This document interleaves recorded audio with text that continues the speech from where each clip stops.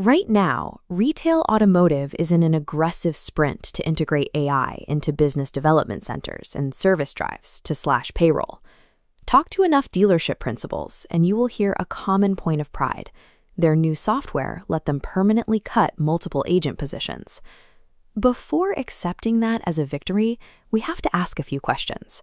Did the software actually eliminate the need for the role, or did management just use it to mask a seasonal dip in leads and broken internal workflows?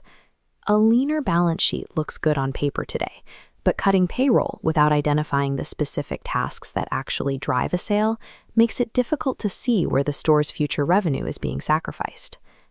To see why that logic fails, look at the people building the tools driving this panic. Lila Abraham is the Chief AI Readiness Officer at Google DeepMind. DeepMind builds some of the most advanced AI on the planet, yet her organization has not eliminated a single job because of automation. The roles simply evolved. The contradiction is glaring. If the world's leading AI lab isn't eliminating staff, a local car lot shouldn't be either. The corporate mandate to automate jobs is pointed in the wrong direction. Instead of forcing software mandates from the top down, the most effective strategy is to simply stand on the showroom floor and watch what your employees actually do. Your staff naturally and eagerly seeks out ways to offload high-volume, low-friction work. Generating generic descriptions for a dozen identical SUVs, they hand that over immediately. Drafting the initial repetitive outreach emails to first-touch online leads, they surrender that without a fight. This visualization shows the massive influx of digital documents handled every day, like summarizing pages of service histories and auditing complex repair orders. Staff eagerly let the central node process this bulk data. These are easily surrendered because they are busy work. They consume hours of the day while providing zero competitive advantage in a retail environment. But notice where the automation stops. There are specific, crucial steps that desk managers and service advisors quietly refuse to hand over. Management often misinterprets this manual holdout, writing it off as simple stubbornness or an attempt to protect their turf. The reality is deeply psychological. An AI bot can generate a rapid quote, but it cannot de-escalate a buyer who is sitting across the desk, highly anxious about their subprime financing rate. A digital kiosk is perfectly fine for scheduling a routine oil change. It cannot read the tense posture of a customer on the service drive and gently guide them through the necessity of a critical safety repair. This spectrum model illustrates the hard boundary line. On the far left, we have low-friction tasks handled by algorithms. On the far right, we have high-friction decisions that require human trust. Notice how the data points cluster entirely in the human zone on the right.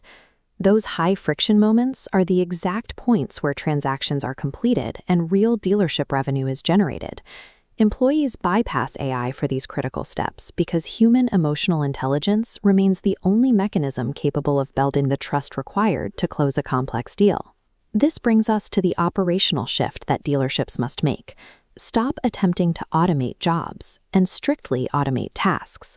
When the software carries the administrative load in the background, human roles do not disappear. They evolve into much higher value work.